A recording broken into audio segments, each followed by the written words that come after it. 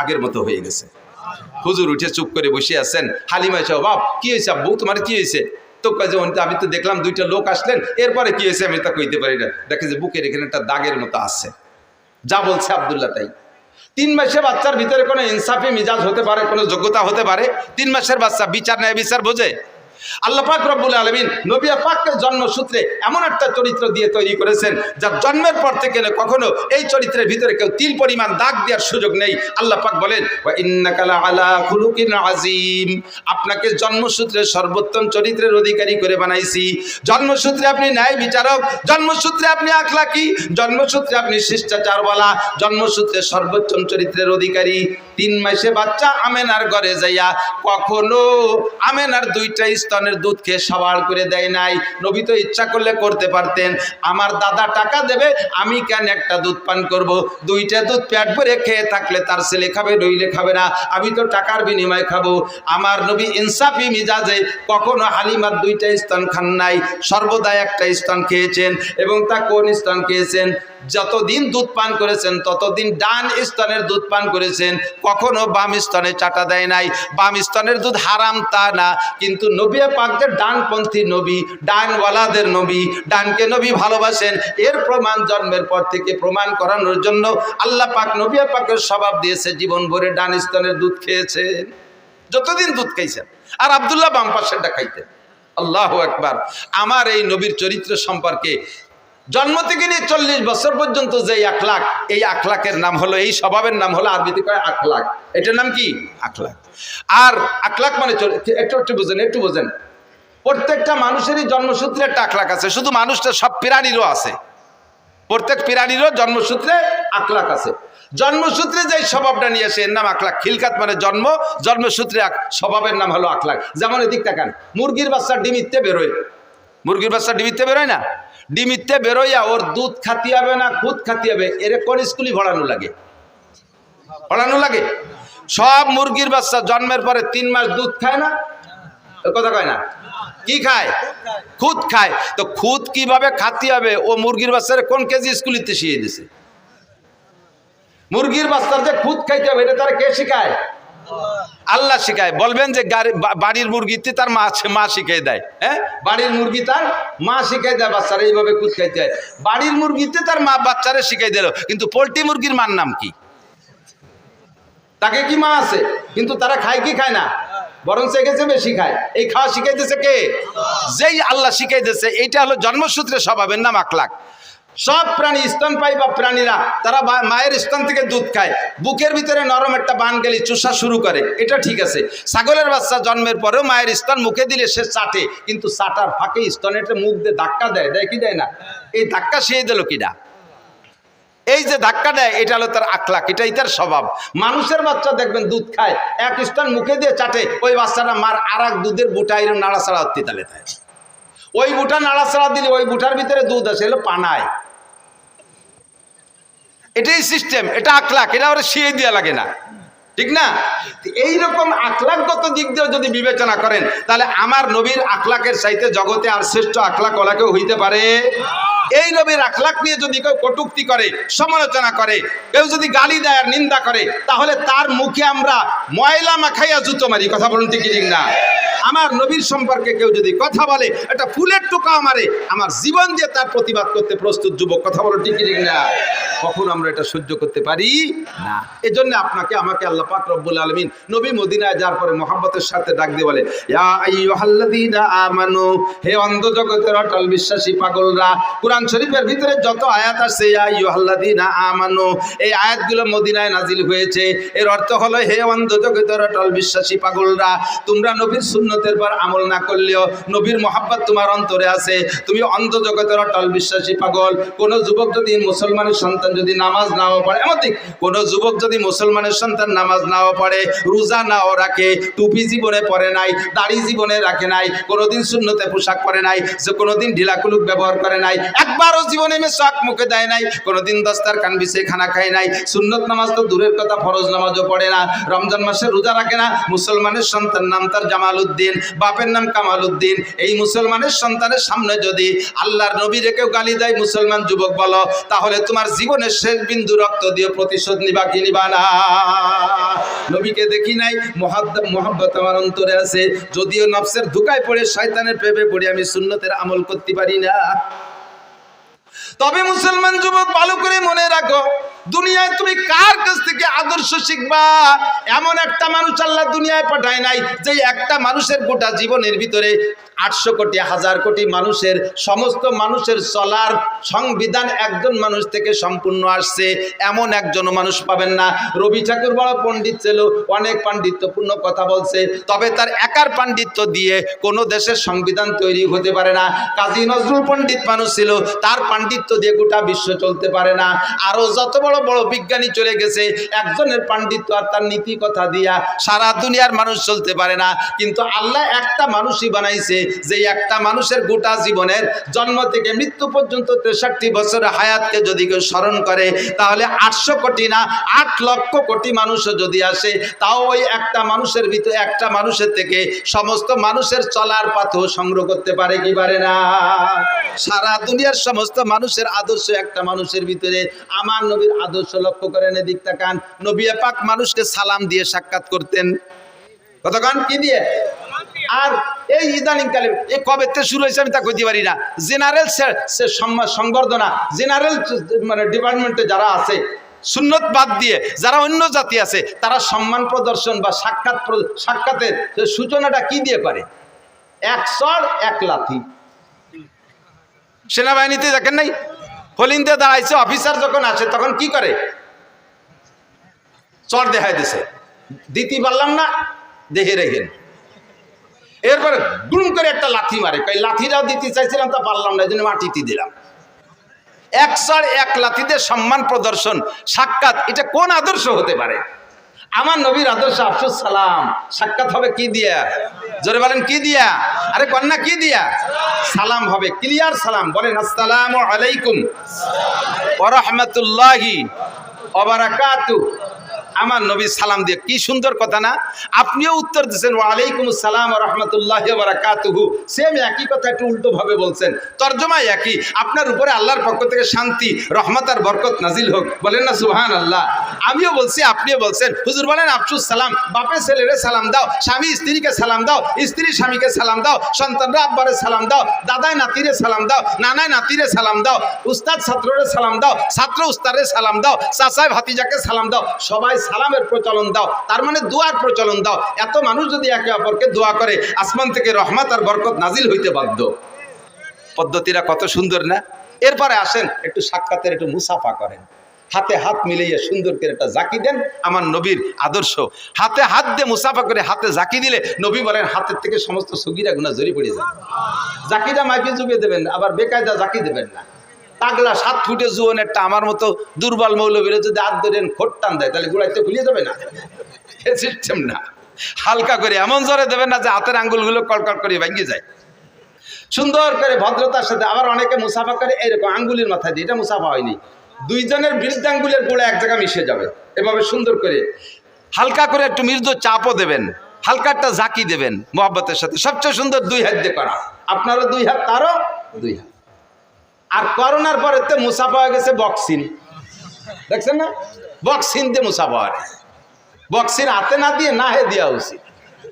হাতের মধ্যে করোনা ঢুকছে, শয়তানি যত আইসে গেল না কেউ পারি না। করোনার সময় সুয়াইসে বানাইছে করোনারে, একজনের সাথে একজন কথা বলতে গেলে দূরত্ব বজায় রাখতে হবে। মুখের শ্বাস আর একজনের মুখের ভিতরে চলে গেলে তার ভিতর দিয়ে নাকি করোনা চলে যায়। আল্লাহর রহমতে করোনার বছর প্রত্যেকদিন আমাদের মাহফিল ছিল। একই মাইকে 5-6 জন বক্তা আমরা ওয়াজ করে গেছি। আমি কথা বলতেছি, হালকা হালকা থুকও ছিটতেছে, ওর মধ্যে যাচ্ছে, শ্বাস যাচ্ছে। আমার পরে আর একজন আসতেছে, প্রায় 500 বক্তার সাথে করোনা সিজনে ওয়াজ করলাম। এর একজনের কি করোনা ছিল না? তো ওর মধ্যে তো আমার নাহের মধ্যে করোনা গেল না। এত করোনা আসে কোন জায়গাতে? সম্পূর্ণ মিথ্যে কথা। স্কুল কলেজ ইউনিভার্সিটি সব বন্ধ করে দিয়েছিল, কেজি কিন্ডারগার্টেন সব বন্ধ, আমাদের মাদ্রাসাগুলো খোলা ছিল। আর মাদ্রাসা খোলা থাকার কারণে কেজি স্কুল প্রাইমারি বন্ধ হওয়ার কারণে ওই সময় ওরা তো যাইতে পারতেছে না, পোলাপান ঠেলিয়ে সব মাদ্রাসায় দিছে। বাড়ি থাকে স্কুলে 5-6 ঘন্টা থাকে, মা বাপ কিছুক্ষণ বিরত থাকে। আর স্কুল বন্ধ, সব বাড়ি থেকে আটা আদাও চানাচুর খাবো, আব্বা আটা আদাও মামা খাবো, আম্মা আটা আদাও বড় মামা খাবো, নানা খাবো দাদা খাবো। এ খাতি খাতি মার আসল সব, বাপের পকেট শেষ। দায় ঠিক হয় দিয়ে আশেপাশে মাদ্রাসা খোলা আছে নাকি, এ তোর বাড়ি টিকতে পারতেছি না। দাইয়ে এসে মাদ্রাসায় দিয়েছে, মাদ্রাসা ওভারলোড হয়ে গেছে, মাদ্রাসার ঘরের জায়গা কম, ছাত্র বেশি, সুতি দেবো কোন জায়গায়, কিভাবে রাখবো? ইলিশ পাইলিং জেলখানার মতো ক্যাসিং দিয়ে ঠ্যাঙের মধ্যে পা উড়িয়ে দিয়ে একটার সাথে একটা মিশাই কাজ করে ঠাইসে পাড়াইয়ে গাদায় ছোঁয়াই তুইছি, একটা নাকের নিঃশ্বাস বেরোইয়া আর একটা নাক দিয়ে বিয়ে পিছন দিয়ে বার হয়ে গেছে, তবু আল্লাহর মধ্যে করোনা হয়নি। কতক্ষণ ঠিক না? বয়তে যারা ডবল মাছ খুশি পড়ছো তারাই করোনায় মরছো। ইসলাম আল্লাহ নবী বলেন ইসলামের মধ্যে সোয়াইছে বলতে কিছু নাই, ইসলামের মধ্যে লক্ষণ বলতে কিছুই নাই, সোয়াইছেও নাই লক্ষণও নাই। রাতের বেলা লক্ষণ রে ভয় পায়, রাতের বেলা বুতুম পাখি ডাকে, আদওয়া হাম এরকা হাম বুম, বুতুম পাখি ডাকলে ওই আরবে প্রথা ছিল, বিল্ডিং এর ঘরের উপরে ছাদের উপরে কুক কুক করে ডাকলে কার জন্য আগা ফাদা হবে না, রোগ ব্যাধি হবে, ওই জন্য এরকম এখনো গ্রামাঞ্চলে তো এই প্রথা চালু আছে। আদৌ বিশ্বাস করবেন না, সে ডাকতেছে রাতের বেলা, সে জিকির করে, কুক করে জিকির করে, আর আপনি যদি কোন যে ও রোগ ব্যাধি ডেকে আনতেছে তো জিকির করবে কি? আপনি তো না হেতেল যে ঘুমাইছেন, ও তো একটু জিকির করে, তাও যদি আপনার রোগ আনে তাহলে আনলি আনা। কাউরা বাড়ির মধ্যে ডাকতে ডাকতে গেছে, কি যেন দুঃসংবাদ দিয়ে গেল, তা কাউ বাড়ির মধ্যে ডাকতে ডাকতে কি করে কা কা করে ডাকছে না, তা কাউ কি কাকা ছাড়া আর কি কোরআন শরীফ ভর্তি করতে যাবে? তুমি মুসলমানের জীবনে আলহামদুলিল্লাহ পারো না, আর কাউরিতে কোরআন শরীফ পড়াচ্ছ, আর সে ডাকলি তোকে যদি গজব আসে তা আসুক, কিছু মনে করো না, এগুলো কিছুই না, ফর নাথিং। ইসলাম যা বলতে চাইছি, এই সেই শেখে শুরু হয়েছে বক্সিং দে মুসাফা, এটা সম্পূর্ণ সুন্নতের খেলা, মুসাফা করবেন নিয়মতান্ত্রিক। এরপর একটু মোয়ানাকা, নবী পাক পাকে ভালোবাসা বিনিময়, সিনার থেকে সিনার সাথে মোহাব্বত বিনিময় করা হয়, গলার সাথে গলা মিশন, আরবিতে কয় মোয়ানাকা, উনুকুন মানে গর্দান, দুইটা গর্দানকে মিলে নুকে বলে মোয়ানাকা। এটা হবে সিস্টেম, প্রত্যেকের ডাইন পাশে একবার, প্রত্যেকের ডাইন পাশে আবার মুখস্থ করেন, মোয়ানাকা কয়বার, গুলাকুলি কয়বার, প্রত্যেকের ডাইন পাশে, আপনিও ডাইন আনবেন আমিও ডাইন আনবো, তাহলে এক পাশ হবে, তিন পাশ না, এক পাশে গলা মিশিয়ে দেবেন, সুন্নাত। গলা মিশেবেন, পেট না, বুড়ি এত বড়, গলা মিশানো কত কঠিন না, পেটে পেটে দুই গসায় দিয়েছিলেন, এটা সুন্নতই নেই। মহানাকা কুলাকুলি, স্বামীতে স্ত্রীর সাথে কুলাকুলি করবে, স্ত্রী স্বামীর সাথে করবে, তাই বলে কোনো দুলোভাই শালীর সাথে মহানাকা করবে না, কুলাকুলি করবে না। ও জায়গা কুলাকুলি করলে কবিরা গুনাহ, জিনার গুনাহ, কথা বলুন ঠিক ঠিক না? স্বামী স্ত্রী কুলাকুলি করবেন, স্বামী স্ত্রী যখন কুলাকুলিতে গলা মিশেবেন, আল্লাহ ফেরেশতাদেরকে বলে, দায়িত্বশীল ফেরেশতাদেরকে, ওই দুটিরে নূরের পর্দায় ঘিরে দাও, ঘিরে দিয়ে তোমরা আর একদিক ফিরে চেয়ে থাকবো, ওদের কিন্তু ফিরবা না, ওরা ওই অবস্থায় সারা রাত যা করুক, ওকে আমল নামায় নফল নামাজ লিখতে থাকো, বলেন না সুবহানাল্লাহ। নবী পাকের আদর্শ সব জায়গায় সুন্দর না অসুন্দর? আমার এক হিন্দু ভক্ত আছে, অনেক হিন্দু ভক্ত আছে, ওই হিন্দু ভক্তরে কইলাম আমাদের ইসলাম তো সব জায়গা আছে, আমি একটা কয়ে দিতে পারি, যেখানে হাত দেবো সেই জায়গায় ইসলাম, সব জায়গায় দোয়া কালাম আছে, আছে না নাই? স্বামী স্ত্রী মিলনের আগেও দোয়া আছে না নাই? আল্লাহুম্মা জান্নিবনা শায়াতিন ওয়া জান্নিবিশ শায়াতিনা ফিমা রাযাকতানা। এসে গেলে একটু বলে যাই, মানুষের যখন স্বামী স্ত্রী মিলনে যায় তখন চরিত্রহীন শয়তান ওই পুরুষের সাথে ওই একসাথেই মিলনে শরিক হয়ে যায়, তখন পুরুষের বীর্যই গর্ভধারণ করবে, কিন্তু শয়তান বা জিন যদি একসাথে করে তাহলে ওইটার সাথে ওই শয়তানের কিছু আসর থাকার কারণে ওই বাচ্চাগুলো রক চড়া হয়, মিজাজি হয়, একটু উগ্রপন্থী হয়, যেহেতু শয়তান তো গরম আগুনে তৈরি, তার কিছু প্রভাব ওর ভিতরে চলে আসে। এই শয়তানের হাত থেকে আপনার সন্তানকে পবিত্র রাখার জন্য নবী পাক দোয়া শিখে দিয়েছে, দোয়া পড়বা, আল্লাহুম্মা জান্নিবনা শায়াতিন ওয়া জান্নিবিশ শায়াতিনা ফিমা রাযাকতানা। আল্লাহ শয়তানের হাত থেকে আমাকে বাঁচাও, আর আমার যে সন্তান তুমি দিবা এরও শয়তানের হাত থেকে বাঁচাও।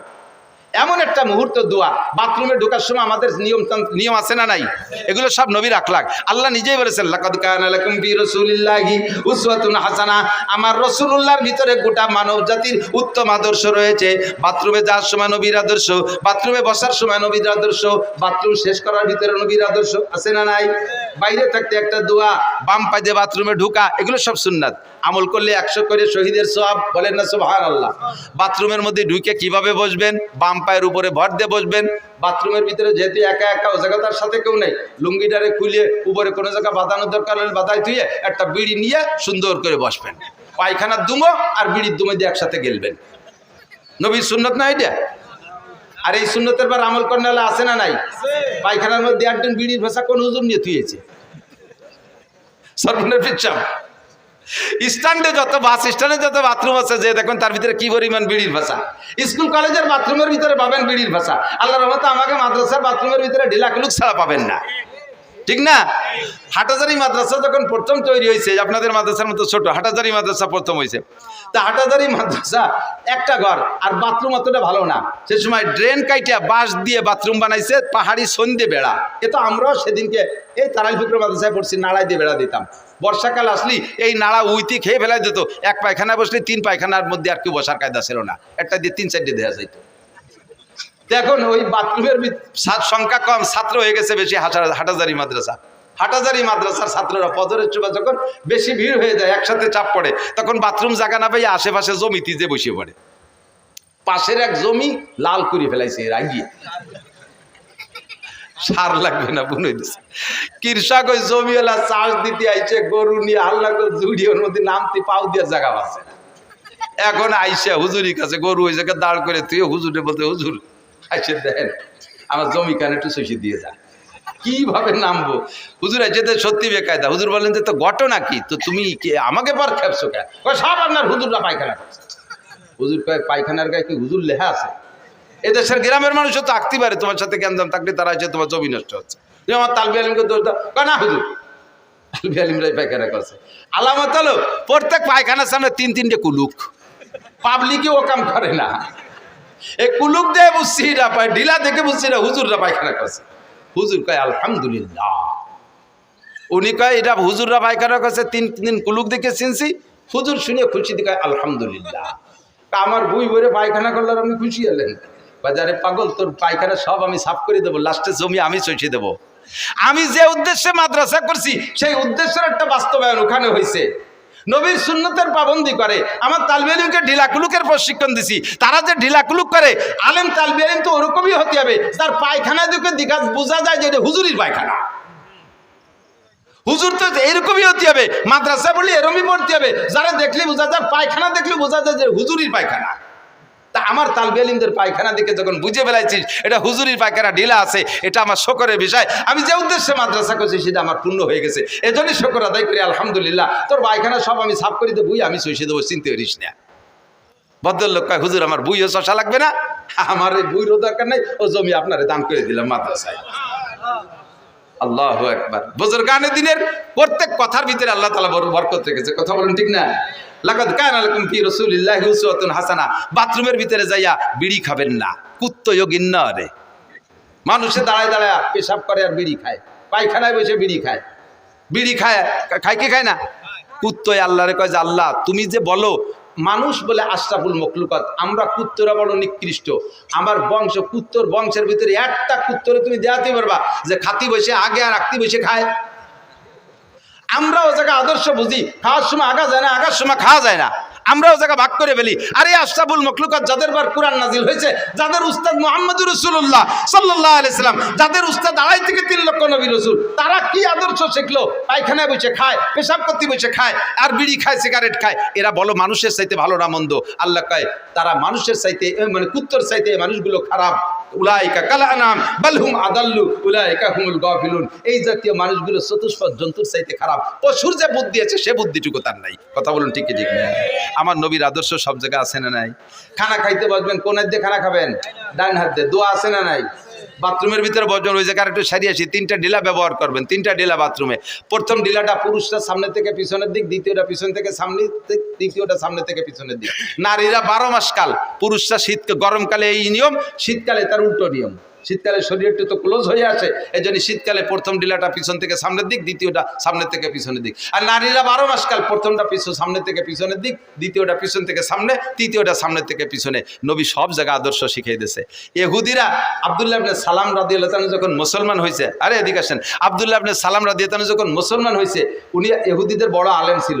তো ইহুদির উনার ভক্তবৃন্দ যারা ছিল তারা আব্দুল্লাহ ইবনে সালামকে বলতেছে, আব্দুল্লাহ তোমারে সহি খাতি ভূতি কিলে, আমাকে পেশাব ছিলে, তোমারে জন্মের হাদিয়া তোফা কত কিছু দিছি, আজকে তুমি মুহাম্মাদের ভক্ত হয়ে গেলে, খয়রাইতে নবীর, ভিক্ষুক নবীর ভক্ত হয়ে গেলে, তোমার নবী কত বড়, আর এই ছোট নবীর মুরিদ হয়ে গেলে। আব্দুল্লাহ ইবনে সালাম কয় আমার নবী, এই নবী মুহাম্মদ নবী যে ছোট, তার আলামত কি? কয় যে কি শিয়ে বলে বিশ্ব নবী বলি, এত বড় নবী, এত বড় নবী, এত বড়, সে মানুষ সেই ডিলা কুলুক শিয়ে বগল সাফ করতে হবে, নোয়াক কাটতে হবে, নাহের লংটাই নিয়ে উঠতে হবে। এটা বড় মানুষের কথা, এটা বুলাবানের কথা। আব্দুল্লাহ ইবনে সালাম বলেন আমার নবী বড় নবী, আমার নবী বড় নবী, সব দিক দিয়ে বড়। আল্লাহর আরশ বড়, মুসা নবী বলছে তোরা শুনছিস দেখে নাই, আল্লাহর আরশ বড়, আমার নবী সচক্ষে দেখে আসছে। কথা বলেন ঠিক ঠিক না? জান্নাত বড়, মুসা নবী শুনিয়ে বলছে, দেখে বলে নাই, আমার নবী জান্নাত বড় দেখে আসছে। জাহান্নাম বড়, মুসা নবী শুনিয়ে বলছে তাই তোরা জানিস, আমার নবী জাহান্নাম দেখে আসছে। সাতটা আসমান অনেক বড়, মুসা নবী জিবরাইলের কাছ থেকে শুনে বলছে তাই তোরা বলিস, আমার নবী সাতটা আসমান একে একে দেখে আসছে। সিদরাতুল মুনতাহা অনেক বড়, মুসা নবী জিবরাইলের কাছ থেকে শুনে বলছে তাই তোরা বলিস, আমার নবী সিদরাতুল মুনতাহা দেখে আসছে। যত বড় তাও আমার নবী বলে, যত ছোট তাও বলে। আর নবী মুসলিল ওয়ালিদিহি ওয়ালাদিহি, নবী হলেন সন্তানের জন্য আব্বার মতো। ইউআল্লিমুনা কুল্লা শাই, আব্বা যেমন সন্তানকে সবকিছু শিখায়, আমাদের নবীও সবকিছু শিখায়। হাত্তাল খেরা, এমনকি আমাদের পায়খানায় বসতে হবে কিভাবে তাও শিখায়, ডিলা কুলুক ধরতে হবে তাও কিভাবে তাও শিখায়। কথা বলুন ঠিক ঠিক না? আরে ভাই, পীর সাহেবের কাছে মুরিদ হয়েছেন 19 বছর, পীর সাহেবের কাছে মুরিদ হয়েছেন 19 বছর, খালি বছরে 2 বার যান আর আসেন আর খান আর পিকনিক করে এটি চলে আসেন। আসার সময় কম্বল টম্বল রুমাল টুমাল কিছু পাগড়ি পুগড়ি কিনে নিয়ে আসেন। বাকি পীর সাহেব 19 বছরে আপনার 19টা নামাজ ভাঙ্গার কারণ শিখাই নাই, 13টা নামাজের ফরজ শিখাই নাই, 14টা নামাজের ওয়াজিব শিখাই নাই, 28টা নামাজের সুন্নতে মুআক্কাদা তা আপনারা শিখাই নাই, ওযুর ফরজ 4টি, গোসলের ফরজ 3টি, তায়াম্মুমের ফরজ 3টি শিখাই নাই, ওযু ভাঙ্গার কারণ 7টা তা আপনারা শিখাই নাই। আল্লাহু আকবার। নবী আলা প্রশিক্ষণ দাওয়াত ও তবলিগের মধ্যে আছে মাত্র 3 দিন 5 দিন 7 দিন 10 দিন, একটা চিল্লা লাগাইলে তবলিগের ভিতরে নবী আলাইহিস সালাম যেমন সাহাবা ইকরামদেরকে হাতে ধরে এগুলো শিক্ষা দিয়েছে, তবলিগের মধ্যে এগুলো শিক্ষা আছে না নাই? একটু জোরে বলেন আছে না নাই? আপনি আমলিগ করেন, বিএনপি করেন, জামাত করেন, জাতীয় পার্টি করেন, এটা আপনার রাজনৈতিক ফাংশন, সে জায়গায় আমি হাত দিচ্ছি না। বাকি তবলিগের ভিতরে এরকম হাতে ধরে শিক্ষা আছে না নাই? এটা নবীওয়ালা শিক্ষা। লাকাদ কানা লাকুম ফি রাসূলিল্লাহি উসওয়াতুন হাসানা। নবী পাক মক্কায় ছিলেন, হযরত দারে আরকাম রাদিয়াল্লাহু তাআলা আনহুর বাড়ি মাদ্রাসা ছিল। ওই জায়গা 40-42 জন সাহাবাকে নিয়ে হুজুর পড়াইতেন। এই দারে আরকামে থাকা অবস্থা হযরত ওমর রাদিয়াল্লাহু তাআলা ইসলাম গ্রহণ করছে। মক্কা থেকে মদিনায় হিজরত করে যাওয়ার পরে হুজুরের মাদ্রাসা ছিল মসজিদে নববী। মাদ্রাসার নাম কি? আল্লাহু আকবার। উম্মত কত বড় চালাক, যখন শুনছে মাদ্রাসার নাম আর আগে তো একটু কালেকশনে সোয়াই দিয়ে থুইছি, টের পাইছে আর নেমনে মাদ্রাসার দিকে চলে যাবে। কাজেই চলো আশ্বাস, অস্ত আগেই সামনেই রয়েছে, মাঝে এইটুকু এসে গেছে তাই বলি, এটা নবীর আখলাক না? একটু বলেন আদর্শ মানুষ, আহা খেয়াল করে না, আহা খেয়াল করেন, আমার দিক অ্যাটেনশন, খেয়াল করছেন? আদর্শবান মানুষ কাকে বলে বলেন তো? চুরি যে করে সে আদর্শবান না? চোর আদর্শ, ডাকাত আদর্শবান, লুচ্চ, মদখোর, গাঁজাখোর, ইয়াবা ফেন্সিডিল, হিরোইনখোর, সুদখোর, ঘুষখোর, টোন মারে, মন মারে, রাস্তা মারে, খাল মারে, বিজিএফ কার্ড মারে, এরা আদর্শবান মানুষ? দেশের টাকা বস্তা ভরে ভরে নিয়ে কানাডারে বিল্ডিং বানায় দেয়। সোকালারা ভাত পায় না কানাডারে, কানাডা আছে না, দেশের নাম Canada, Canada, crore crore Canada. বাংলাদেশের সোকালাকে টাকা নিয়ে কানাডা বিল্ডিং বানায়, এ কাজ কি ভালো না মন্দ? এটা মন্দ না ভালো? এই কাম যারা করছে তারা আদর্শ মানুষ না অনাদর্শের মানুষ? সব অনাদর্শবান মানুষ। কথা বলুন ঠিক ঠিক না? এই দোষগুলো মুক্ত যে মানুষগুলো, সেই মানুষগুলো আদর্শবান মানুষ, ঠিক তো? কথা কয় না? আল্লাহর কসম দিয়ে বলবো, এই দোষের একটা দোষও আমাদের মাদ্রাসার কোরআন পড়নেওয়ালা আলেম তালেম দেয়াল বিলিম ছাত্রদের মধ্যে পাবেন না, ঠিক না? যারা এই বড় বড় মোটা মোটা দাগে মারিয়ে গেছে তারা কোন মাদ্রাসার ছাত্র? হাটাজারি, পটিয়া, বাবুনগর, জিরি, নাজিরাট, লালবাগ, ফরিদাবাদ, মালিবাগ, যাত্রাবাড়ি, গহরডাঙ্গা, শামসুল উলুম, কাসেমুল উলুম, দারুল উলুম, তারাইল বুকরা, খুলনা দারুল উলুম, দেওবান, নিউটাউন, করাচি, এরা কোন মাদ্রাসার ছাত্ররা এই সব আকামগুলো করছে যারা, তারা করছে। আমি সে শিক্ষার সমালোচনা করতেছি না, ওই জায়গায় শিক্ষিত হইয়া ওই বিশ্ববিদ্যালয় পড়ে আমার গোপালগঞ্জের বর্তমান ডিসি বিসিএস পাস করে চাকরিতে জয়েন্টের আগে পাকিস্তান 3 চিল্লা দিছে। কয়েকদিন আগে ডিসি স্যারের বাড়ি আমাদের 10 জন হুজুরের বাসায় দাওয়াত খাওয়াইছে, দস্তারখান বিছিয়ে খানা খাওয়াইছে।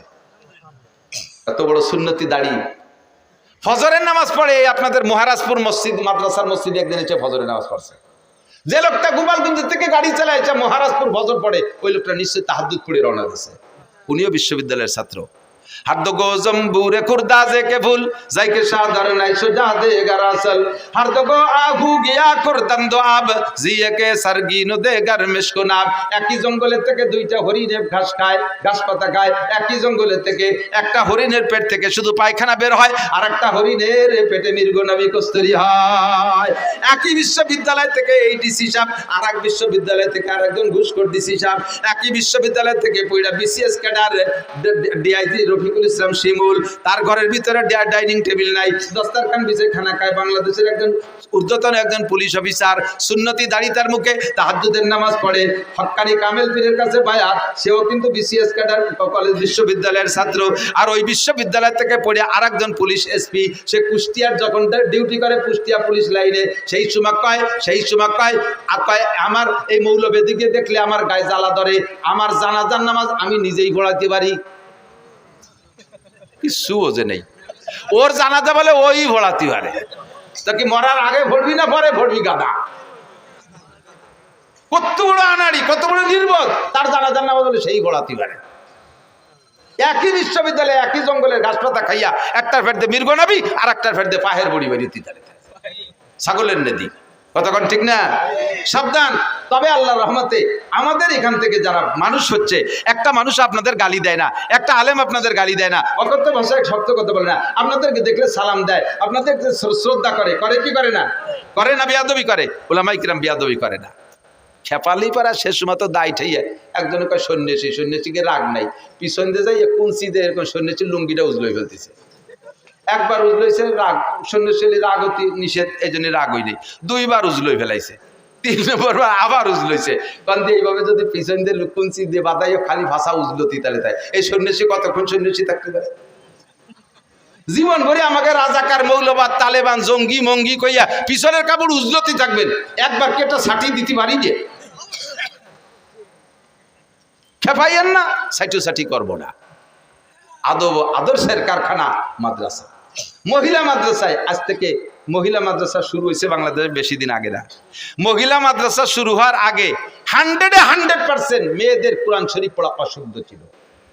এখন মহিলা মাদ্রাসার মাধ্যম দিয়ে হাজার হাজার মেয়েরা মুহাদ্দিস অভিহিকওয়ালা হাদ্দাসানা পড়াইতে শিখে গেছে। মহিলাদের কোরআন শরীফ শুনলে আপনি আশ্চর্য হবেন, ওদের ব্রেন ভালো, মাত্র 1-1.5 বছরের মধ্যে হাফেজ হয়ে যাচ্ছে। আল্লাহু আকবার।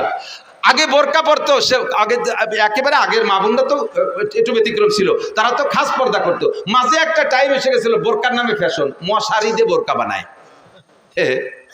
মশারির মধ্যে দাঁড়ালি পারা সবটা দেওয়া যায় না, তো মশারিতে বোরকা বানালি কি পর্দা হয়? হয়তো তোরে বাগাইনি মশারিতে মশাই কামড়াবে না, মশারিটা নাইছে গায়ে, দো পাইয়ে গাঁজা খা, মশার কামড়িতে বাঁচতে পারবি না। এই অনাদর্শ, কুআদর্শ, এগুলো বিলুপ্ত হয়েছে আল্লাহর রহমতে মহিলা কমি মাদ্রাসার ওসিলায়। ঠিক কি ঠিক না? মহিলা মাদ্রাসার ওসিলায় আদর্শ শরীয়ত সম্মত পর্দার বোরকা মা বোনরা শিখে গেছে, মহিলারা কোরআন শরীফ পড়া শিখছে। আল্লাহু আকবার।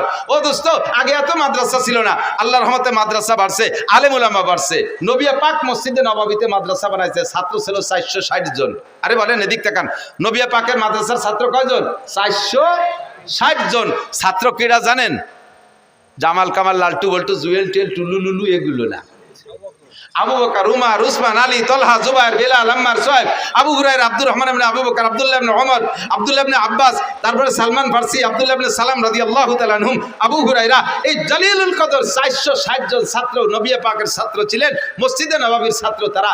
আর মদিনায় যত স্থানীয় ছিল তাদের ক্ষেত খামার হলো, ফসল তো ছিলই, সবচেয়ে বড় ফসল হলো খেজুর গাছ। হুজুর বলছেন, তোমরা খেজুর কাইটা প্রত্যেক 10 কানির 1 কান খেজুর এই মসজিদে ঝুলে দিয়ে দেবা আমার এই আনসার, আমার এই মুহাজিরিন তালবি আলিমদের জন্য, আমার এই 460 জন ছাত্রের জন্য তোমরা খেজুর দিয়ে দেবা প্রত্যেক 10 কানি 1 কান। জোরে কন্যা সুবহানাল্লাহ। এই থেকে প্রথা চালু হলো, ফসলের ওসর মাদ্রাসায় দিতে হবে, সিস্টেমটা নবী পাকই চালু করে গেছে। ফসলের ওসর 40 ভাগের 1 ভাগ, 10 ভাগের 1 ভাগ, 20 ভাগের 1 ভাগ, মদিনার খেজুর 10 ভাগের 10 কানির 1 কান হুজুরের সাহাবাদের জন্য হুজুর এভাবে কালেকশন করতেন। কালেকশনটা শুনলে একদলের মানুষের এই তো মাদ্রাসাটা খুলি, এটা ভিক্ষে শুরু হয়ে গেছে। সাবধান, এদিক তাকান, লক্ষ্য করেন। দারুল উলুম দেওবান মাদ্রাসা যখন তৈরি হয়েছে তখন কাসেম নানুতুবি রহমতুল্লাহ আলাইহি কালেকশন করতেন মুষ্টি আটা, আমাকে দিয়েছিল মুষ্টি চাউল, আমাকে দিয়ে মুষ্টি চাল আছে না, আপনাদের এদিকে কালেকশন হয়নি? আর খেয়াল করেন না, এদিক থেকে মুষ্টি চাউল কালেকশন হয় না? মুষ্টি চাউল আপনাদের এই মাদ্রাসার মহল্লায় আমি শুনেছি 1000 সদস্য আছে, কমপক্ষে 1000 ফ্যামিলি আছে।